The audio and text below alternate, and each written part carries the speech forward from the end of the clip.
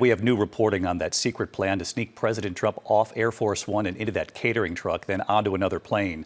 Tonight, we've learned there was intelligence that an Iranian terror cell had snuck into Turkey where the president was with a shoulder-fired missile. Here's John Carl. Tonight, we are learning dramatic new details about that elaborate ruse to secretly whisk President Trump out of Turkey to protect him from a potential assassination attempt from Iran. The president says the Secret Service and the military made the call. They wanted me to go on a different flight, a different plane, equal safety, but they wanted me to do it, so I do it. I do what they say.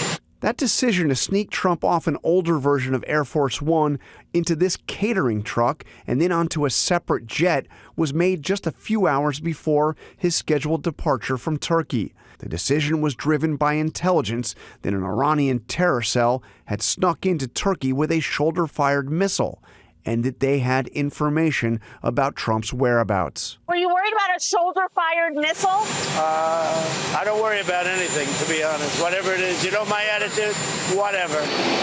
Only a handful of people on the old Air Force One knew what was happening, including Secretary of State Marco Rubio and Treasury Secretary Scott Bessent and Communications Director Stephen Chung. Those officials remained sequestered in the front cabin of the plane, the executive suite, separated from the rest of the staff and reporters, most of whom had no idea about the threat or that Trump was no longer flying with them. The third plane, the one carrying Trump, was escorted by F-35 fighter jets, standard protocol for Air Force One. The old Air Force One, without Trump, was also escorted by F-35s, something highly unusual for a plane not carrying the president.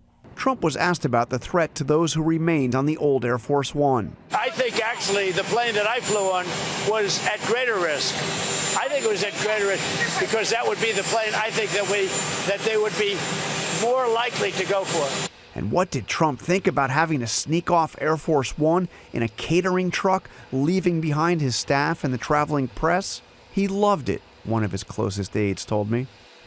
Let's get right to John Carl. That's the report on the plane tonight. And John, in the meantime, you've got news also involving Press Secretary Karoline Leavitt tonight. Yeah, big departure. The president announced that Karoline Leavitt will be stepping down as press secretary at the end of the month to spend more time with her family. Of course, she has two very young children, a son who is 2 years old, a daughter who is just 3 months. The president says that she will remain a top outside advisor. And David, no word on who the new press secretary will be. Yes, she's been a fixture in this administration. John Carl live at the White House. John, thanks.